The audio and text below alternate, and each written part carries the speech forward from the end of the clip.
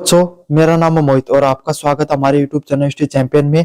तो जैसा कि आप जानते हो, आपका जो पेपर होने वाला है भारतीय राजनीतिक विचारक, इंडियन पॉलिटिकल थिंकर, उससे संबंधित आपके सामने जितने महत्वपूर्ण प्रश्न होने वाले हैं सारे के सारे आपको करवाने वाला हूं।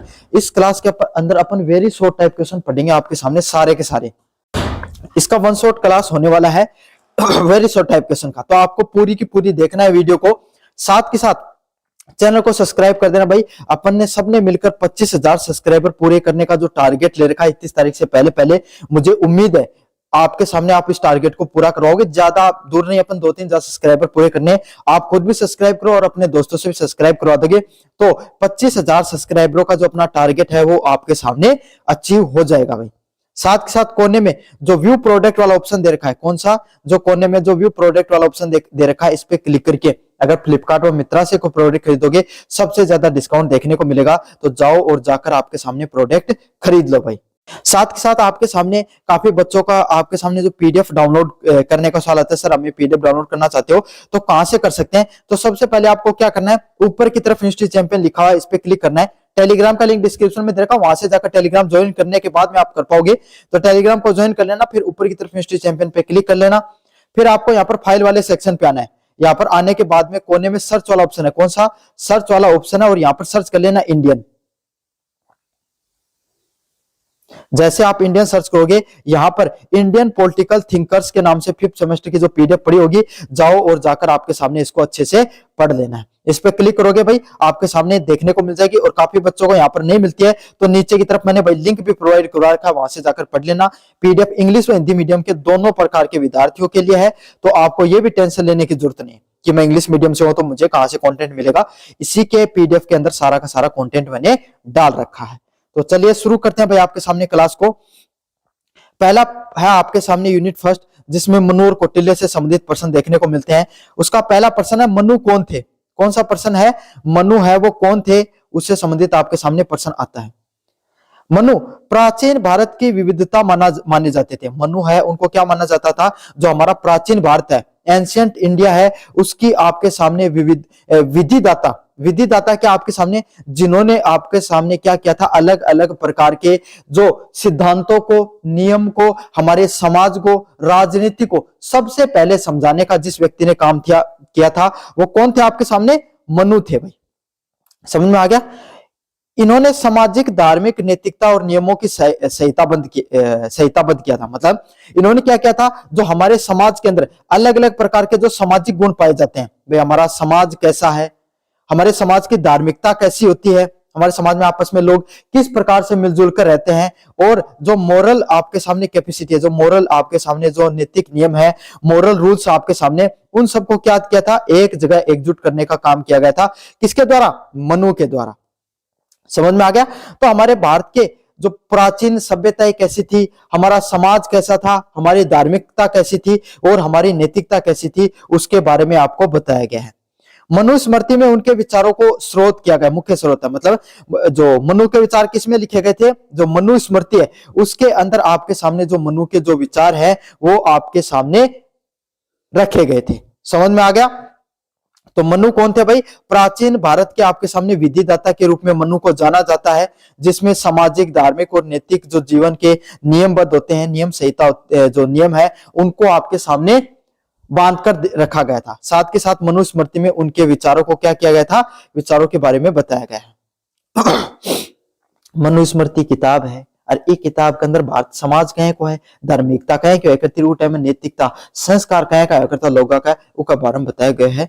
या मनुस्मृति किताब है। मनुस्मृति क्या है, मनुस्मृति प्राचीन हिंदू विधि ग्रंथ है। मतलब मनुस्मृति वो क्या, अपने भारत जो की संस्कृति है, भारत की संस्कृति है, उसके लिए प्राचीन जो हिंदू धर्म है उसका विधि ग्रंथ है। उसका विधि ग्रंथ क्या होता है भाई आपके सामने, उसको जो मानने वाला, उसको जो उसके विधि नियम कायदों के अनुसार चलने वाला एक प्रकार का ग्रंथ है, जिसमें वर्ण व्यवस्था, हमारा समाज कैसा होता है, हमारी आश्रम प्रणाली, हमारी जो आश्रम प्रणाली है, जो जिसमें आपके सामने वर्ण, ब्रह्मचार्य आश्रम, गृहस्थ आश्रम, वानप्रस्थ आश्रम और संन्यास आश्रम, इस प्रकार के जो 4 आश्रम हुआ करते थे, एक व्यक्ति का जो जीवन जीने का जो तरीका होता था उसके बारे में बताया गया है।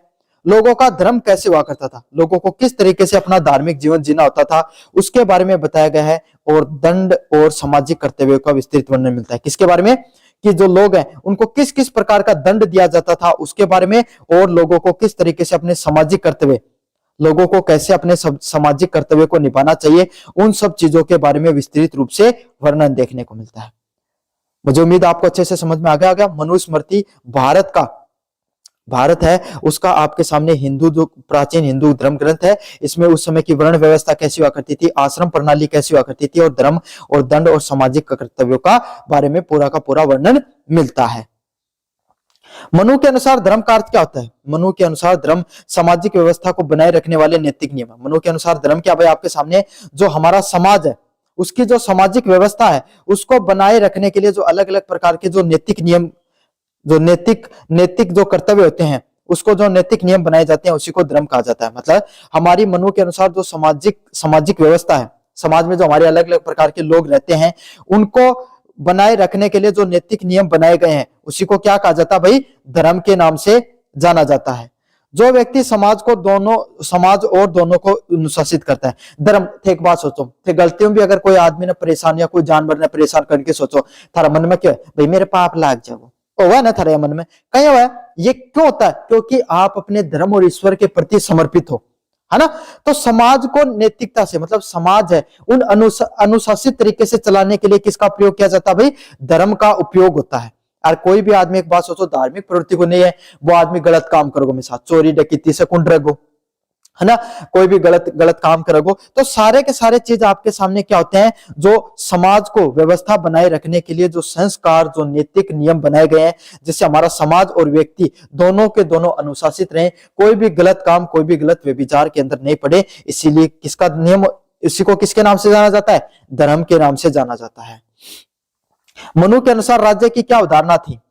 मनु के अनुसार राजा धर्म का रक्षक होता है। मनु ने क्या माना, कोई भी जो राजा होता है ना, वो क्या होता है आपके सामने भाई, कोई भी धर्म होता है उसका रक्षक होता है। मनु ने क्या माना, राजा होता है ना, वो कोई भी धर्म का रक्षक होता है, उसका कर्तव्य होता है न्याय, शांति और सामाजिक व्यवस्था को बनाए रखना। मनु के अनुसार राजा कौन होता है भाई, आपके सामने जो राजा होता है ना, वही धर्म का रक्षक होता है। मनु के अनुसार कोई भी राजा है वो धार्मिक प्रवृत्ति का होना चाहिए, सबसे पहले उसको अपने समाज में बढ़िया से चलना चाहिए। जहाँ एक बात सोचो, कोई घर में है जी, घर में अगर मान ली कोई माता पिता ही गलत व्यवहार कर रहे हैं, विचार कर रहे हैं, तो उनका बच्चा तो करेगा, है ना। ये कहते हैं कि भाई उसके तो माता पिता ही ऐसे हैं इसलिए वो तो करेंगे। तो अगर किसी भी जो आपके सामने समाज में, उनका रक्षक कौन होता है भाई, समाज का, आपके सामने प्रजा का राजा। तो राजा अगर गलत तरीके से व्यवहार करेगा, व्यभिचार करेगा, तो क्या प्रजा सही रह सकती है? नहीं रह सकती। तो मनु ने यही बताया कि धर्म के अनुसार सबसे पहले किसको चलना पड़ेगा भाई, राजा को। अगर राजा धर्म के अनुसार चलेगा ना, तो प्रजा भी धर्म के अनुसार ही चलेगी। तो राजा धर्म का रक्षक होता है, उसको धर्म के अनुसार चलना सबसे पहले जरूरी है। और उसका कर्तव्य न्याय, शांति और सामाजिक व्यवस्था को बनाए रखना। मनु के अनुसार राजा का कर्तव्य होता है कि वो समाज को न्याय व्यवस्था के अनुसार, शांति व्यवस्था के अनुसार और सामाजिक व्यवस्था के अनुसार सभी की सभी चीजों को चला कर रखे। समझ में आ गया आपको अच्छे से? राजा का यही कर्तव्य कि न्याय, शांति और सामाजिक व्यवस्था के अनुसार पूरे के पूरे समाज को लेकर चले, वही राजा का प्रमुख कर्तव्य होता है। वर्ण व्यवस्था में मनु के क्या विचार है? वर्ण व्यवस्था में मनु के क्या विचार है भाई? मनु ने समाज को ब्राह्मण, क्षत्रिय, वैश्य, शूद्र में विभाजित किया। मनु ने क्या किया भाई, हमारा जो समाज होता है ना, उसको अलग अलग भागों में बांट दिया। जैसे जो अलग अलग प्रकार की जातियों में, कहा जाता है मनुस्मृति वो पहला भारतीय ग्रंथ हुआ करता था जिसने जातियों के बारे में वर्णन किया गया। तो काफी वर्गों का इसका घोर विरोध भी किया जाता है भाई। तो मनु ने क्या किया, समाज को अलग अलग जातियों में बांट दिया, जहां ब्राह्मण, क्षत्रिय, वैश्य व शूद्र में विभाजित किया गया, है ना। और प्रत्येक के कर्तव्य को निश्चित किया, और प्रत्येक कर्तव्य है उसको सुनिश्चित करने का काम किया गया। मतलब ब्राह्मण भाई आपके सामने पढ़ाई लिखाई से संबंधित काम करेंगे, क्षत्रिय वो रक्षा करने का काम करेंगे, वैश्य जो आपके सामने व्यापार करेंगे, और जो शूद्र है वो इन सबकी सेवा किया करते थे। दंड व्यवस्था पे मनु का क्या दृष्टिकोण है? दंड व्यवस्था है उस पे मनु का क्या दृष्टिकोण होता है? मनु दंड को सामाजिक अनुशासन का साधन मानते थे। मनु है वो आपके सामने जो दंड होता है उसको क्या मानते थे? सामाजिक अनुशासन का साधन मानते थे, और अपराध के अनुसार दंड देने पर जोर देते थे। और किस चीज पर जोर देते थे भाई? अपराध के अनुसार दंड देने का जोर देते थे। मतलब सीधी सीधी बात है, मनुआ कहा कर, तो अगर कोई ज्यादा कुछ मत करना है तो उका लाठी लेके टांग तोड़ने में कोई दिक्कत को नहीं। समझ में आ गई? तो यही कहते थे अगर कोई व्यक्ति है, समाज तभी चल सकता है जब सभी के सभी लोग अनुशासन से चले। समाज कब चलेगा? जब सभी के सभी लोग आपके सामने अनुशासन के हिसाब से चलेंगे, तभी आपके सामने सारा का सारा समाज चलता है। और अपराध के अनुसार दंड देने पर भी जोर देते थे। और किस चीज पर जोर देते थे? भाई आपके सामने जैसे लोग अपराध करेंगे उसी के अनुसार उन्हें दंड देना चाहिए, यह भी मनु का मानना था। अगले वाला प्रश्न है, कौटिल्य कौन थे? कौटिल्य मौर्य समाज के महान राजनीतिक माने जाते हैं। कौटिल्य कौन थे भाई आपके सामने? जो मौर्य समाज है, कौन सा समाज आपके सामने? मौर्य समाज है, उसके सबसे महान राजनीतिक के रूप में कौटिल्य को माना जाता है, जो अर्थशास्त्र के लेखक थे। कौन थे आपके सामने? जो अर्थशास्त्र है उसके लेखक माने जाते हैं। कौन आपके सामने? कौटिल्य। समझ में आ गया आपको अच्छे से? भाई जो मौर्य जो साम्राज्य हुआ करता, चंद्रगुप्त मौर्य ने जिसकी नींव रखी, उसको नींव रखाने में सबसे ज्यादा मदद किसने की थी भाई? कौटिल्य ने। क्यों? छोटे से थे चंद्रगुप्त मौर्य भाई, वो तो किसी राजवंश से भी नहीं आते थे। उनको उस राजा परंपरा के बराबर बनाए रखने का काम किसके द्वारा किया गया था? कौटिल्य के द्वारा किया गया था। समझ में आ गया? और उन्हीं के द्वारा अर्थशास्त्र नामक जो कहानी है, जो लेख है आपके सामने साहित्य, उसकी रचना की गई थी। अर्थशास्त्र ग्रंथ किस विषय पर? जो अर्थशास्त्र जो आपके सामने ग्रंथ लिखा गया है वो किस विषय पर लिखा गया है? सबसे पहले तो ये बताना। अर्थशास्त्र में राज्य प्रशासन, कर व्यवस्था व कूटनीति, सैन्य नीति और आर्थिक प्रबंधन की विवेचना है। मतलब जो अर्थशास्त्र वो किस चीज पर आपके सामने? अर्थशास्त्र में राज्य के बारे में बताया गया है, अलग अलग प्रकार का जो प्रशासन होता है उसके बारे में बताया गया है, कर व्यवस्था के बारे में बताया गया है और कूटनीति और सैन्य नीति के बारे में बताया गया है। मतलब अर्थव्यवस्था में जो अर्थशास्त्र है उसमें सारी की सारी चीजों का बखान किया गया है कि कोई भी समाज होता है उसमें राज्य में लोग कैसे रहते हैं, उस राज्य में लोग कैसे रहेंगे, है ना? मौर्य साम्राज्य में लोग कैसे रहते थे, मौर्य साम्राज्य का प्रशासन कैसे हुआ करता था, वहां की कर प्रणाली कैसी हुआ करती थी, और राजा को कूटनीति का किस प्रकार से प्रयोग करना चाहिए, सैन्य नीति क्या होती है, सभी के सभी चीजों को किसमें बताया गया है? अर्थशास्त्र में बताया गया। कौन से शास्त्र में बताया गया भाई? अर्थशास्त्र में सारी की सारी चीजों को बताया गया है। अगले वाला प्रश्न है, कौटिल्य की राज्य की परिभाषा क्या है? कौटिल्य के अनुसार राज्य क्या होता है? कौटिल्य के अनुसार राज्य 7 तत्वों से बना रहता है। मतलब कौटिल्य ने क्या बताया? कोई भी राज्य होता है ना, वो 7 अलग अलग प्रकार के आपके सामने तत्वों से बना रहता है, जिसमें राज्य होता है, जिसमें कौन होता है? राजा होता है। कौटिल्य का सप्तांग सिद्धांत भी है। कौन सा सिद्धांत है? सप्तांग सिद्धांत है, जिसमें क्या बनाया गया है? कोई भी राज्य वो 7 तत्वों से मिलकर बना होता है। सबसे पहले आता है उसमें राजा। कौन आता है सबसे पहले? राजा। फिर कौन आता है भाई? मंत्री। फिर कौन आता है? जनपद। मतलब जनपद का अर्थ कौन से होते हैं? जनता। फिर क्या होता है? दुर्ग। दुर्ग क्या करता है भाई?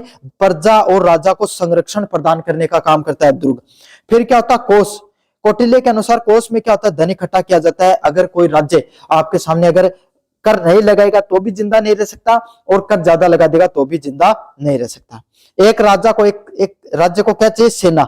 अगर कोई भी राज्य की सेना मजबूत होगी तो उससे क्या होगा भाई? आपके सामने दूसरा राजा है वो उससे घबराएगा, है ना? जो बड़ा राजा भाई, अगर कोई छोटा छोटा राज्य है ना, वो तो आपके सामने उसकी सेना मजबूत होगी तो उससे युद्ध करने से लड़ेगा, क्यों? उसको पता है कि वो उससे क्या कर सकता है? लड़ाई कर सकता है।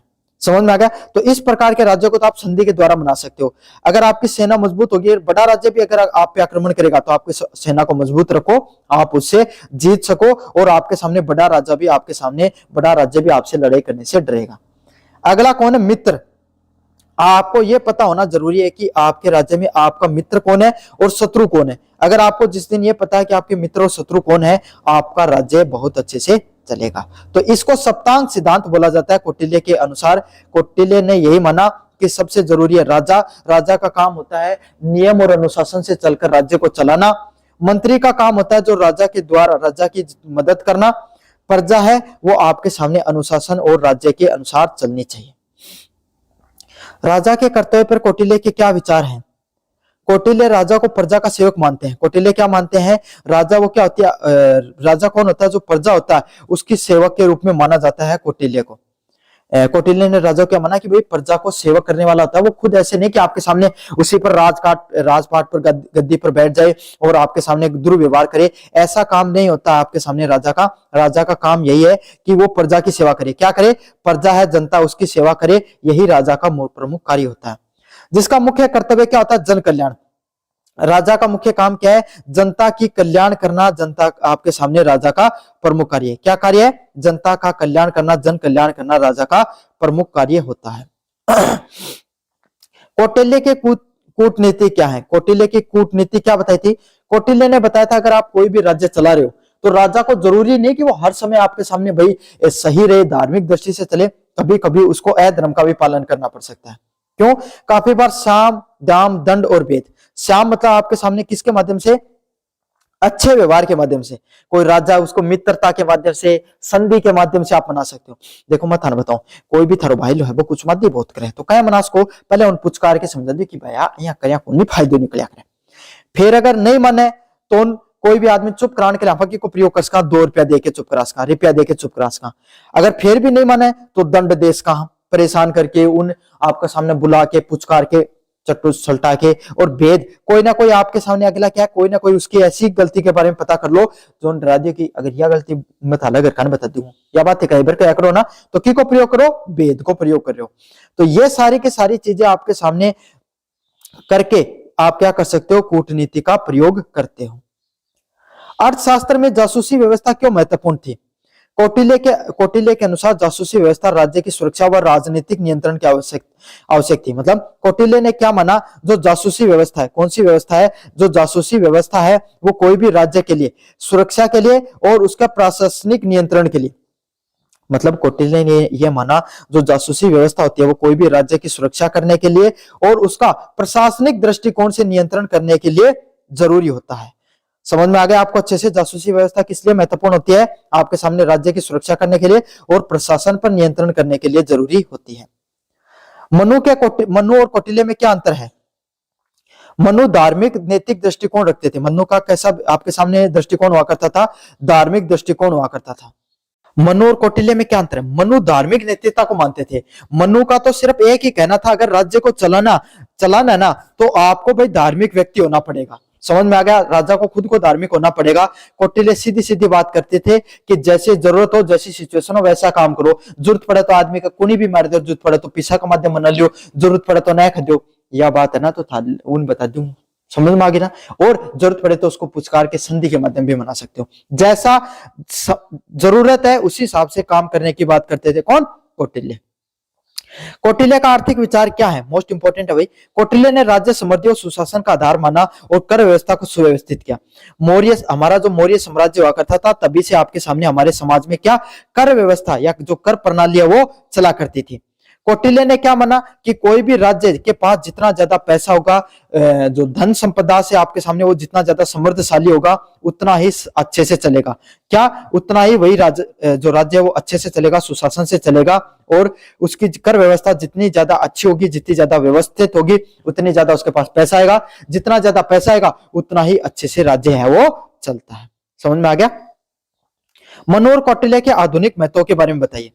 दोनों विचारक भारतीय राजनीतिक चिंतन की आधारशिला है। मतलब मनु और कौटिल्य दोनों के दोनों विचारक के आपके सामने जो भारतीय राजनीतिक चिंतन है उसकी आपके सामने आधारशिला है, मतलब उनकी बेस माना जाता है भाई। दोनों ने भारतीय राजनीति के अंदर क्या किया था? भारतीय राजनीतिक जो चिंतन है उसको आगे बढ़ाने का काम किया था। और प्रशासन कानून व नैतिकता को समझने में सहायक होता है। उनके द्वारा दिए गए नियम है वो हमारे प्रशासनिक दृष्टिकोण को, किसको? प्रशासन समाज में कैसे चलता है, कानून कैसे चलता है और नैतिकता कैसे चलती है उसके बारे में समझाने में मदद की थी। किसके द्वारा? मनु और कौटिल्य के द्वारा। किसके द्वारा? मनु और कौटिल्य के द्वारा हमारे समाज है वो कैसे चलता है, उसमें प्रशासन कैसे चलता है, कानून और नैतिकता कैसे चलती है उसके बारे में किसने बताया था? मनु और कौटिल्य के द्वारा। चलिए भाई बच्चों, आपके सामने अब अपन पढ़ते हैं यूनिट नंबर 2 की तरफ, जिसमें अपन पढ़ेंगे राजा राम मोहन राय, स्वामी दयानंद सरस्वती और स्वामी विवेकानंद के बारे में। किसके बारे में? राजा राम मोहन राय के बारे में, स्वामी दयानंद सरस्वती के बारे में और स्वामी विवेकानंद के बारे में अपन पढ़ने वाले हैं। काफी ज्यादा महत्वपूर्ण आपके सामने प्रश्न होने वाले हैं। चलिए शुरू करते हैं अपन आपके सामने क्लासों को। पहला है राजा राम मोहन राय कौन थे? तो राजा राम मोहन राय कौन थे उससे संबंधित आपके सामने जो प्रश्न देखें तो पहला कौन था? राजा राम मोहन राय आधुनिक भारत के सामाजिक सुधारक और ब्रह्म समाज के संस्थापक माना जाता है। राजा राम मोहन राय कौन थे आपके सामने? जिसे भारत का जो आधुनिक समाज है, भारत की जो आधुनिक भारत है उसके समाज सुधारक और ब्रह्म समाज के संस्थापक के रूप में माना जाता है। अब मुझे यह बताओ, आपके सामने देखो, जो सती प्रथा है उसके उन्मूलन में जो राजा राम मोहन राय है उनका बहुत बड़ा योगदान रहा था। तो सती प्रथा को हटाने में भी राजा राम मोहन राय ने बहुत बड़ा योगदान दिया था, इसीलिए इनको क्या माना जाता है, सामाजिक सुधारक के रूप में माना जाता है। अगला, राजा राम मोहन राय का मुख्य योगदान क्या था? उन्होंने सती प्रथा उन्मूलन, महिला शिक्षा व धार्मिक सुधारों के लिए संघर्ष किया था। मतलब राजा राम मोहन राय ने क्या किया था, जो सती प्रथा है उसको हटाने के लिए प्रयास किए थे, महिला जो शिक्षा है और उसमें जो धार्मिक सुधार है उसके लिए भी उनके द्वारा संघर्ष किया गया था। मतलब जो महिलाएं हैं उनको शिक्षा प्रदान करने के लिए उनके द्वारा प्रयास किए गए थे। और जो धार्मिक सुरक्षा है, कौन सी सुरक्षा भाई, आपके सामने जो धार्मिक रूप से लोगों को सुरक्षा मिले, महिलाएं हैं उनको क्या किया जाता था भाई, पर्दा प्रथा करनी पड़ती थी, घर से बाहर नहीं निकलने दिया जाता था। साथ के साथ आपके सामने जो धर्म के अंदर अलग अलग प्रकार की कुरीतियां देखने को मिलती थी, उन सब कुरीतियों को हटाने के लिए भी आपके सामने क्या किया गया था, राजा राम मोहन राय के द्वारा प्रयास किया गया था। समझ में आ गया आपको राजा राम मोहन राय के क्या क्या प्रयास थे भाई? उन्होंने सती प्रथा को हटाने के लिए प्रयास किए थे, महिला शिक्षा के लिए प्रयास किए थे और धार्मिक सुधारों के लिए प्रयास किए थे। अगले वाला प्रश्न आपके सामने, ब्रह्म समाज का उद्देश्य क्या था? ब्रह्म समाज का उद्देश्य एकेश्वरवाद, सामाजिक सुधार व अंधविश्वास का विरोध करना था। ब्रह्म समाज के द्वारा क्या किया गया आपके सामने, जो हमारा समाज है उसमें जो एकेश्वरवाद का सिद्धांत है, मतलब एक ही ईश्वर है इस दुनिया के अंदर, पूरी की पूरी दुनिया के अंदर सिर्फ एक ईश्वर का निवास है, निर्गुण ब्रह्मा को मानते थे जो हर कण कण में व्याप्त है। साथ के साथ समाज में हमें महिलाओं की जीवन में के अंदर सुधार करने की सख्त जरूरत है, और जो अलग अलग प्रकार के यज्ञ और आपके सामने जो धार्मिक अंधविश्वास देखने को मिलते थे उसका विरोध करने का काम किया था, किसके द्वारा? ब्रह्म समाज के द्वारा। अगले वाला प्रश्न आपके सामने, स्वामी दयानंद सरस्वती कौन थे? तो कौन थे स्वामी दयानंद सरस्वती? स्वामी दयानंद सरस्वती को आर्य समाज का संस्थापक माना जाता है। कौन से समाज का? आर्य समाज के संस्थापक के रूप में जाने जाते हैं। कौन? स्वामी दयानंद सरस्वती। समझ में आ गया आपको अच्छे से भाई? स्वामी दयानंद सरस्वती को कौन माना, कौन थे जिनको आर्य समाज के संस्थापक माना जाता है तथा वैदिक पुनः जागरण के भी समर्थक थे, और जो वैदिक धर्म है, वैदिक पुनः जागरण धर्म है, उसके भी संस्थापक माने जाते हैं। कौन? स्वामी दयानंद सरस्वती। आर्य समाज का सिद्धांत क्या था? आर्य समाज में वेदों की और लोटों और बुराइयों को समाप्त करने पर बल दिया था। तो आर्य समाज ने क्या किया था भाई? जो स्वामी दयानंद सरस्वती क्या थे, हिंदू धर्म को आपके सामने पुण्य जागरण करने का काम कर रहे थे। काफी लोग क्या है भाई, जो अरब आक्रमणकारियों के द्वारा क्या हो गया था भाई, भारतीय लोगों का हिंदू से मुस्लिम धर्म के अंदर जिन्होंने काफी लोगों ने अपना धर्म परिवर्तन कर लिया था, उनको फिर से भारतीय हिंदू सभ्यता के अंदर लौटाने का काम किया था, जिसमें उन्होंने शुद्धि आंदोलन भी चलाया था। साथ के साथ उन्होंने, वो सिर्फ वेदों को मानते थे, मतलब जो वेदों में जो बात लिखी गई थी उनको वो एकदम क्या मानते थे, सही और सटीक मानते थे। उनका सिद्धांत था कि हमें वेदों की और जो लोटो है उस नारे को इन्होंने प्रतिपादित किया, और समाज के अंदर जो अलग अलग प्रकार की बुराइयां पाई जाती थी उसको भी वो समाप्त करने की बात करते थे। अगला है, स्वामी दयानंद की शिक्षा क्या कहती थी? स्वामी दयानंद सरस्वती की नीति क्या थी? वे वैज्ञानिक और वैदिक शिक्षा के समन्वय के पक्षधर थे। मतलब वो किसको मानते थे?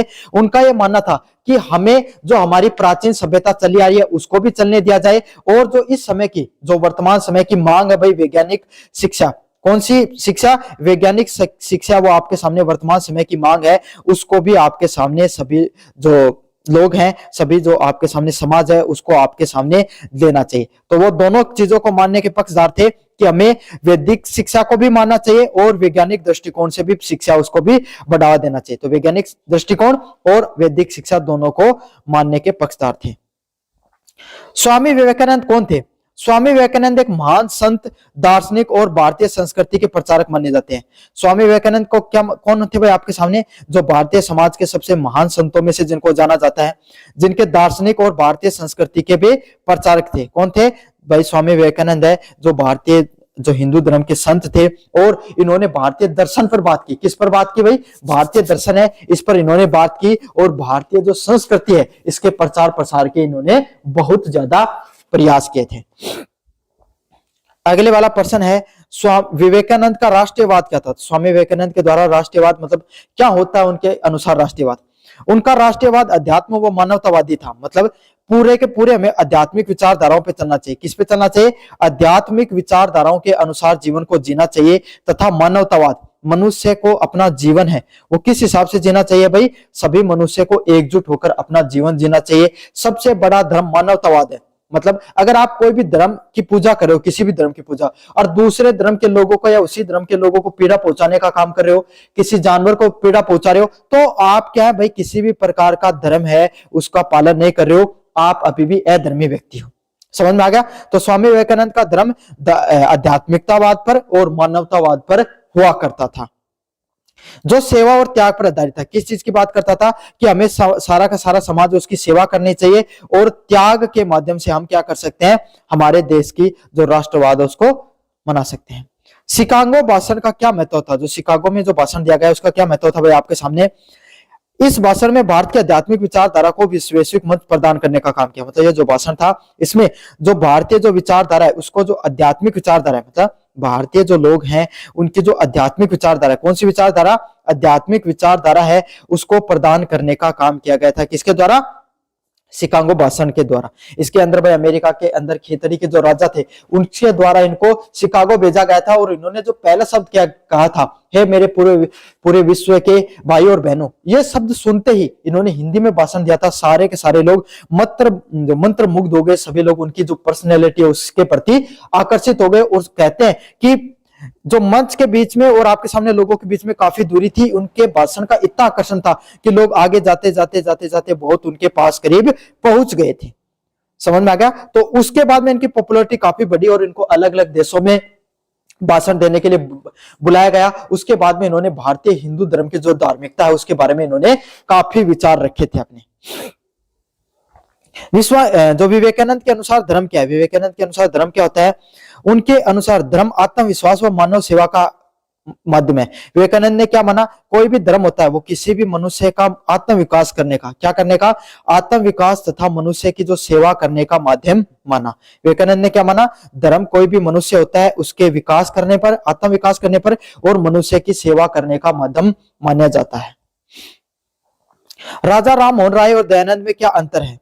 राजा राम मोहन राय आधुनिक सुधारवादी थे, मतलब वो आपके सामने जो वर्तमान समय के अंदर जो सुधारों की बात करते थे, और दयानंद वैदिक धर्म को मानते थे। किसको मानते थे भाई? वैदिक धर्म को मानने वाले थे स्वामी दयानंद। तो दयानंद सरस्वती हैं वो वैदिक धर्म को मानते थे, मतलब हिंदू परंपरा को मानते थे, और जो राजा राम मोहन राय ये एकेश्वरवाद को मानते थे और आपके सामने सुधारवाद की बात करते थे समाज के अंदर। विवेकानंद का युवाओं को क्या संदेश था? कि हम आपको आत्मविश्वास, चरित्र निर्माण और राष्ट्र सेवा पर काम करना चाहिए। स्वामी विवेकानंद का क्या मानना था? जो हमारे युवा है इनको एक तो इनके अंदर कॉन्फिडेंस होना चाहिए, और ये आप पर भी लागू होती है भाई। आप में से काफी जो विद्यार्थी हैं भाई जो अच्छे हैं, शिक्षा में भी अच्छे हैं, जिनको नॉलेज भी बहुत अच्छा, लेकिन कॉन्फिडेंस नहीं है उनके पास, है ना। परीक्षा देने जाते हैं तो घबरा जाते हैं, है ना, और भी उनके सामने अलग अलग प्रकार की समस्याएं देखने को मिलती हैं। तो उनके अंदर आत्मविश्वास आना चाहिए। चरित्र का निर्माण और राष्ट्र सेवा उनका क्या था? प्रमुख संदेशों में से एक था। सामाजिक सुधार, इन विचारकों की भूमिका बताइए। सामाजिक सुधारों में तीन, समाज को रूढ़ियों से मुक्त करना, मतलब तीनों ने, चाहे आपके सामने स्वामी विवेकानंद की बात करें, चाहे आपके सामने राजा राम मोहन राय की बात करें, चाहे दयानंद सरस्वती की बात करें, सबके सबने किसकी बात की थी? कि हमारे समाज के अंदर, हमारा जो धर्म है उसके अंदर अनेक प्रकार की कुरीतियां, अनेक प्रकार की कमजोरियां, जो और पाखंडवाद आ चुका है। जैसे महिलाओं पर काफी अत्याचार होता था, छुआछूत अपनी चरम सीमा पर पहुंच चुकी थी, जातिगत व्यवस्था वो कैसी हो चुकी थी? एकदम रिजिड हो चुकी थी, है ना। तो इन सब चीजों से, रूढ़ियों से आपके सामने समाज को मुक्त करने का प्रयास किया गया था। किसके द्वारा? आपके सामने भाई तीनों के द्वारा। अगले वाला प्रश्न है, धार्मिक सुधार में इनका क्या योगदान था? इन्होंने अंधविश्वास का विरोध करके तर्क संगत धर्म को बढ़ावा देने का काम किया। किसके द्वारा? स्वामी दयानंद सरस्वती के द्वारा, या आपके सामने जो चाहे स्वामी विवेकानंद है, इनके द्वारा क्या किया गया था? अंधविश्वास का, जो हमारे समाज में जो अलग अलग प्रकार की कुरीतियां फैल चुकी थी, रूढ़ियां फैल चुकी थी, इन सब का विरोध करते थे, और तर्क संगत तरीके से, किस तरीके से? तर्कों के माध्यम से समाज के अंदर आपके सामने क्या करते थे? समाज को बढ़ावा देने का काम करते थे। तो यही है, धार्मिक सुधार की बात की जाती थी। किसके द्वारा? आपके जो ये तीनों के तीनों हैं, चाहे आपके सामने स्वामी विवेकानंद की बात करें, चाहे स्वामी दयानंद की बात करें, अंधविश्वास को हटाकर तर्क संगत की बात क्या करते थे। इन विचार को, इन चिंतकों का आधुनिक भारत पर क्या प्रभाव पड़ा? तो चाहे स्वामी दयानंद सरस्वती, चाहे इन तीनों के तीनों विचारक, इनका क्या प्रभाव पड़ा?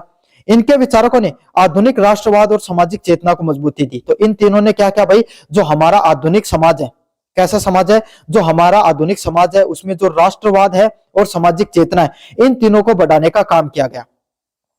हमारे समाज के अंदर जो अलग अलग प्रकार की जो राष्ट्रवाद की भावना है उसमें कमजोरी आती जा रही थी, है ना। हम अंग्रेजों के खिलाफ युद्ध नहीं लड़ पा रहे थे, हम धार्मिक रूप से बटे हुए हो चुके थे, चाहे जातियों के आधार पर बटे हुए, चाहे धार्मिक रूप से बटे हुए, हम समाज में बटे हुए थे। तो इस सब चीजों से आपके सामने राष्ट्रवाद और जो सामाजिक चेतना है उसको बढ़ाने का काम किया था। समझ में आ गया? तो ये थी आपके सामने यूनिट नंबर 2। अब अपन पढ़ते हैं यूनिट नंबर 3 की तरफ, जिसमें तिलक, गोखले, तिलक और गांधी और हेगडेकर से आपके सामने संबंधित प्रश्न है। पहला प्रश्न है, गोपाल कृष्ण गोखले कौन थे? गोपाल कृष्ण गोखले नरम दल के नेता और संवैधानिक सुधारों के समर्थक थे। कौन थे भाई? गोपाल कृष्ण गोखले कौन थे? नरम दल के नेता थे। कौन सा दल भाई? नरम दल के नेता माने जाते थे। आपके सामने नरम दल क्या होता था? जो अंग्रेजों के खिलाफ बातचीत के माध्यम से समस्याओं को सुलझाने की बात करता था, वो कौन सा दल था? नरम दल हुआ करता था। उसके सबसे प्रमुख व्यक्ति कौन थे? गोपाल कृष्ण गोखले, जो महात्मा गांधी के क्या थे? गुरु भी थे। और संविधान में सुधारों की बात की थी उन्होंने कि भाई अंग्रेजों के साथ आपके सामने बातचीत के माध्यम से हम क्या कर सकते हैं? सुधार कर सकते हैं हम अपने समाज के अंदर भी, और जो हमारी जो संवैधानिक परंपराएं हैं, प्रशासनिक दृष्टिकोण से जो समाज है उसके अंदर भी हम बदलाव कर सकते हैं। गोखले की राजनीतिक विचारधारा क्या थी? वे सुधार के लिए शांतिपूर्ण और संवैधानिक मार्ग के पक्षधार थे। मतलब हमारे समाज के अंदर शांतिपूर्ण तरीके से समाज में बदलाव के पक्षधार कौन माने जाते हैं? गोपाल कृष्ण गोखले। कौन माने जाते हैं भाई? गोपाल कृष्ण गोखले हैं। वो हमारे समाज के अंदर शांतिपूर्ण तरीके से और जो संवैधानिक दृष्टि से आपके सामने क्या है उसको बदलाव की बात किया करते थे कि भाई शांतिपूर्ण तरीका से अंग्रेजों से बात करके धीरे धीरे समाज में संविधान लागू करके आपके सामने जो हमारा देश है उसको मुक्ति दिला सकते हैं अंग्रेजों से, और समाज में भी बदलाव ला सकते हैं। अगले वाला प्रश्न है, गोपाल कृष्ण बाल गंगाधर तिलक कौन थे? भाई बाल गंगाधर तिलक आपके सामने कौन थे उसके बारे में आपको विस्तार से बताना। मोस्ट इंपॉर्टेंट प्रश्न है भी। बाल गंगाधर तिलक को अपन उग्र राष्ट्रवाद के नाम से जाना जाता है। किसके नाम से? उग्र राष्ट्रवादी के नाम से जाना जाता है। किसके नाम से जाना जाता है? उग्र राष्ट्रवादी नेता के नाम से जाना जाता है। अगले वाला प्रश्न है, तिलक का क्या नारा था? तिलक का नारा था स्वराज मेरा जन्मसिद्ध अधिकार है। क्या नारा था भाई? स्वराज मेरा जन्मसिद्ध अधिकार है। ये आपके सामने किसके द्वारा नारा दिया गया था?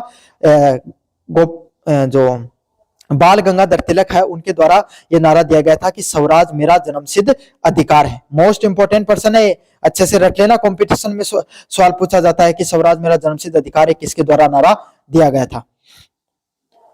तिलक की राष्ट्रवाद कैसा था? तो जो बाल गंगाधर तिलक ने राष्ट्रवाद को कैसे अपनाया, किस रूप में देखते थे? उग्र थे, नयो जवान खून हो, लड़ाई करने पर विश्वास रखा करता। समझ में आ गई? आया क्या करता? अंग्रेजों को काम के है वो देश तो मारो है, मैं करांगा राज, अंग्रेज तो बाहरी लोग ही, है ना। तो इस प्रकार की बात करते थे, एकदम जवान खून हो ना, जोश ज्यादा रहे। तो मैं की बात करा करता। सांस्कृतिक और जन आधारित था। मतलब हमारी उस समय की जो संस्कृति हुआ करती थी उस संस्कृति को मानते थे और जो जन आधारित आपके सामने देखने को मिलता था। महात्मा गांधी कौन है? महात्मा गांधी सत्य और अहिंसा के पुजारी माने जाते थे। किसको क्या माने जाते थे? जो सत्य और अहिंसा है उसके मार्ग पर चलने वाले व्यक्ति कौन थे भाई? आपके सामने महात्मा गांधी है। वो आपके सामने सत्य और अहिंसा को मानने वाले थे और स्वतंत्रता संग्राम के प्रमुख नेताओं में से थे। क्या थे? जो हमारा भारत का जो स्वतंत्रता संग्राम है, कौन सा संग्राम है? स्वतंत्रता संग्राम है, उसके प्रमुख नेताओं में से एक माने जाते थे। कौन? महात्मा गांधी। समझ में आ गया आपको अच्छे से कि जो सत्य और अहिंसा को मानते थे और स्वतंत्रता संग्राम के प्रमुख नेता थे। अगले वाला है, गांधी जी का सत्याग्रह क्या है? गांधी जी का सत्याग्रह का क्या सिद्धांत था भाई? गांधी जी के विरुद्ध सत्य और अहिंसा पर आधारित था। मतलब गांधी जी का जो आपके सामने जो सत्याग्रह था वो किस चीज पर आधारित था? अन्याय के विरुद्ध। किसके विरुद्ध लड़ाई करते थे? कि अगर कोई भी व्यक्ति है उसके साथ अन्याय हो रहा है, चाहे समाज में हो रहा है चाहे अंग्रेजों के द्वारा किया जा रहा है, उसके खिलाफ लड़ाई लड़ते थे। और किसके माध्यम से? सच बोलकर कि हम किसी भी लड़ाई को सत्य और अहिंसा के माध्यम से, सत्याग्रह के माध्यम से क्या कर सकते हैं? जीत सकते हैं। तो इन्होंने अंग्रेजों के खिलाफ जितना भी युद्ध लड़ा वो सत्य बोलकर और आपके सामने अहिंसा के माध्यम से लड़ाई की लड़ी थी। गांधी जी का राजनीतिक दर्शन किसकी बात करता है? महात्मा गांधी का राजनीतिक दर्शन किस पे बात करता है? नैतिकता, अहिंसा और जनसेवा पर आधारित था। किस चीज पर आधारित था? सभी लोगों को नैतिकता के रूप से एक रहना चाहिए। क्या रहना चाहिए? सभी लोगों को अपने संस्कार के आधार पर चलना चाहिए। अहिंसा और जन सेवा पर आपके सामने चलना चाहिए। किस हिसाब से चलना चाहिए? संस्कार के साथ, नैतिकता के साथ और जन सेवा के साथ आपके सामने जनता की सेवा करनी चाहिए। अहिंसा और नैतिकता के साथ जीवन जीना चाहिए। अगले वाला प्रश्न है, केशव बालीराम हेगडेकर कौन थे, हेगडेवार कौन थे? तो केशव बालीराम हेगडेवार कौन थे, इसके बारे में बताना है। केशव बालीराम हेगडेवार आपके सामने राष्ट्रीय स्वयं सेवता संघ के आपके सामने संस्थापक थे। मतलब जो आरएसएस बोला जाता है ना, आरएसएस के आपके सामने संस्थापक माने जाते हैं केशव बालीराम हेगडेकर। हेगडेकर की विचारधारा क्या थी? सांस्कृतिक राष्ट्रवाद व संगठन का निर्माण करना। क्या करना? जो हमारा संस्कृति है और जो हमारा राष्ट्रवाद है उसका निर्माण करना। किसका योगदान था भाई? हेगडेकर का आपके सामने मानना था। गोखले और तिलक में क्या अंतर है? गोखले नरमपंथी हुआ करते थे और तिलक गरमपंथी। नरमपंथी कौन होते थे भाई आपके सामने? नरमपंथी वो लोग हुआ करते थे जो आपके सामने भारतीय राष्ट्रीय स्वतंत्रता का आंदोलन है उसमें सिर्फ जो अंग्रेज है उनके साथ बातचीत के माध्यम से, पत्राचार के माध्यम से, मतलब बुला चपड़ा के आपके सामने क्या करना, देश आजाद करने की बात करा करता। और तिलक और ही ये आपके सामने लड़ाई करके, आपके सामने उनके साथ प्रदर्शन करके, उन्हें मारपीट करके आपके सामने हटाने की बात करा करता। कौन था? जो बाल गंगाधर तिलक है। गांधी और तिलक में क्या अंतर है? गांधी अहिंसा पर और तिलक सक्रिय उग्रता पर बल देते थे। मतलब जो गांधी जी वो किस चीज पर बल देते थे आपके सामने? अहिंसा पर। समझ में आ गया कि सभी लोगों को आपके सामने जो अहिंसा है, अहिंसा के माध्यम से युद्ध लड़ना चाहिए। और तिलक है वो सक्रिय रूप से आपके सामने उग्रता की लड़ाई दंगों के माध्यम से हम क्या कर सकते हैं? जो स्वतंत्रता आंदोलन को जीत सकते हैं। गांधी जी का ग्राम स्वराज की अवधारणा क्या है? तो महात्मा गांधी के द्वारा जो ग्राम स्वराज है, इस ग्राम स्वराज की अवधारणा क्या होती है इसके बारे में आपको बताना है। इनका यह मानना था महात्मा गांधी का कि आत्मनिर्भर और स्वशासित गांवों की परिकल्पना करना। मतलब क्या मानते थे कि गांव कैसे होने चाहिए भाई आपके सामने? आत्मनिर्भर होने चाहिए। कैसे होने चाहिए? जो आपके सामने जितने भी जो गांव है वो सारे के सारे गांव महात्मा गांधी के अनुसार आत्मनिर्भर होने चाहिए और स्वशासित गांव होने चाहिए। स्वशासित गांव कौन से होते हैं भाई आपके सामने? वो गांव आपके सामने जो सभी के सभी लोग खुद के पैसे खुद कमाए और आपके सामने सरकार के पैसे और अनुदान पर निर्भर नहीं रहे। मतलब जनता है उन काम करना चाहिए, की बात करा करता महात्मा गांधी। हेगडेवार का सामाजिक दृष्टिकोण क्या था? समाज में अनुशासन और राष्ट्रभक्ति का योगदान देना। किसका योगदान देना भाई? आपके सामने समाज में अनुशासन और राष्ट्रभक्ति की बात करते थे। कौन? हेगडेवार। इन नेताओं का स्वतंत्रता आंदोलन का योगदान बताइए। इन्होंने विभिन्न मार्गों से स्वतंत्रता संग्राम को सशक्त किया। मतलब इन्होंने क्या किया? जो अलग अलग प्रकार के मार्ग हुआ करते थे, गोखले जो तिलक, इनके द्वारा अलग अलग मार्गों से स्वतंत्रता आंदोलन को मजबूत करने का काम किया गया था। चलिए यूनिट नंबर 4 की बात करें। अम्बेडकर, दीनदयाल उपाध्याय, सावरकर और जो श्यामल दास प्रसाद मुखर्जी उससे संबंधित प्रश्नों की देखेंगे। पहला प्रश्न है, डॉक्टर भीमराव अम्बेडकर कौन थे? डॉक्टर भीमराव अम्बेडकर भारतीय संविधान के शिल्पकार और समाज सुधारक माने जाते हैं। कौन माने जाते हैं डॉक्टर भीमराव अम्बेडकर? भाई आपके सामने भारतीय जो समाज है या भारतीय संविधान है उसके शिल्पकार है, मतलब उसके निर्माणकर्ता के रूप में माना जाता है और उसमें समाज सुधारक के रूप में माना जाता है। किस रूप में जाना जाता है? समाज सुधारक के रूप में जाना जाता है डॉक्टर भीमराव अम्बेडकर को। समझ में आ गया आपको अच्छे से? भारतीय जो संविधान है उसके निर्माणकर्ता और भारतीय समाज है उसके आपके सामने सुधारक के रूप में डॉक्टर भीमराव अम्बेडकर को जाना जाता है। क्यों? दलित समाज को उत्थान के लिए उन्होंने प्रयास किया था। भारत के संविधान के निर्माणकर्ता के रूप में निर्माण किसके द्वारा किया गया था? डॉक्टर भीमराव अम्बेडकर के द्वारा निर्माण किया गया था। अम्बेडकर का दार्शनिक विचार क्या है? इन्होंने सामाजिक न्याय, समानता व स्वतंत्रता का आंदोलन लड़ा था। किसका? भारतीय जो सामाजिक समाज है उसके अंदर सभी लोगों को न्याय मिले, सभी लोग समानता के साथ, एकजुटता के साथ रहें और सभी लोगों को स्वतंत्रता प्रदान हो। इस चीज की बात किसके द्वारा की गई थी? वह डॉक्टर भीमराव अम्बेडकर के द्वारा बात की गई थी। अगला है, अम्बेडकर का संविधान में क्या योगदान है? तो डॉक्टर भीमराव अम्बेडकर का आपके सामने संविधान के निर्माण में क्या योगदान था? उन्होंने मौलिक अधिकारों और सामाजिक समानता की बात की। किसकी बात की? जो मौलिक अधिकार है ना भाई सभी लोगों के, उन सभी मौलिक अधिकारों की बात की और समाज की जो एकजुटता है, सभी लोगों को एकजुट कर होकर मिलजुल कर रहना चाहिए, उस प्रकार की बात की थी। किसकी बात की थी? मौलिक अधिकारों की और सामाजिक समानता की बात की थी। किसके द्वारा? डॉक्टर भीमराव अम्बेडकर के द्वारा। अगले वाला प्रश्न है, पंडित दीनदयाल उपाध्याय कौन थे? तो पंडित दीनदयाल उपाध्याय एकात्मक मानवतावाद के माने जाते हैं। किसके बात करते हैं? एकात्मक मानवतावाद के प्रवर्तक के रूप में उनको माना जाता है। एकात्मक मानवतावाद क्या होता है? व्यक्ति समाज और राष्ट्र के प्रति संतुलित विकास करे। किस चीज के प्रति? जो कोई भी व्यक्ति होता है वो समाज और आपके सामने राष्ट्र है उसका संतुलित, मतलब लोगों का भी विकास हो, समाज का भी विकास हो और अपना देश है और राष्ट्र वो भी आगे बढ़े। इस प्रकार के विकास को क्या बोला जाता है भाई? एकात्मक मानववाद के नाम से जाना जाता है। किस नाम से? एकात्मक मानवतावाद के नाम से जाना जाता है। अगले वाला प्रश्न है, वीर सावरकर कौन थे? तो विनायक दामोदर सावरकर किसके थे? हिंदुत्व विचारधारा के मानने वाले थे। कौन सी विचारधारा को मानने वाले थे? हिंदुत्व की जो विचारधारा होती है उसके मानने वाले लोगों में से कौन हुआ करते थे? वीर सावरकर। कौन होते थे भाई आपके सामने? वीर सावरकर है वो आपके सामने जो हिंदुओं की जो विचारधारा होती थी, अपने हिंदुत्व की जो विचारधारा है उसके मानने वाले सभी व्यक्तित्व में से जाने जाते हैं वीर सावरकर। सावरकर का राष्ट्रवाद किस चीज की बात करता है? सावरकर का राष्ट्रवाद बात करता है आपके सामने सांस्कृतिक और राजनीतिक राष्ट्रवाद की। किसकी? जो अलग अलग प्रकार के जो सांस्कृतिक और जो राजनीतिक राष्ट्रवाद देखने को मिलता है कि हमें संस्कृति के माध्यम से हमें अपने जो राजनीति है उसका भाग रखना चाहिए, उसको सांस्कृतिक रूप से आगे बढ़ाना चाहिए। अगले वाला प्रश्न है, श्यामा प्रसाद मुखर्जी कौन थे? श्याम प्रसाद मुखर्जी आपके सामने जनसंघ है उसके आपके सामने संस्थापक माने जाते हैं। उनका मुख्य उद्देश्य क्या था? राष्ट्रीय एकता की बात करना और कश्मीरी एकता पर उनके द्वारा बात की गई थी। डॉक्टर भीमराव अम्बेडकर और सावरकर में क्या अंतर है? डॉक्टर भीमराव अम्बेडकर सामाजिक समानता की बात करते थे और सावरकर राष्ट्रवाद पर जोर दिया करते थे। तो ये था आपके सामने भारतीय राजनीतिक विचारकों से संबंधित प्रश्न। कैसा लगा वीडियो? जोर से बताना, चैनल को जोर से सब्सक्राइब कर देना। धन्यवाद।